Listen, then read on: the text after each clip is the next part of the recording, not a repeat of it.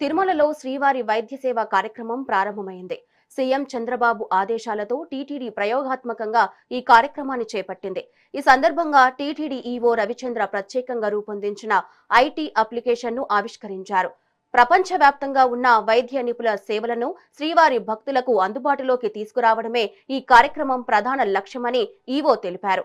ప్రత్యేక IT application ద్వారా వైద్య నిపుణులు తమకు అనుకూలమైన తేదీల్లో ఆన్లైన్లో నమోదు చేసుకుని సేవలందించవచ్చని అన్నారు. సూపర్ స్పెషాలిటీ వైద్యులకు 3 రోజుల పాటు, ఎంబీబీఎస్ వైద్యులకు 7 రోజుల పాటు స్వచ్ఛంద సేవ చేసే అవకాశం కల్పించారు.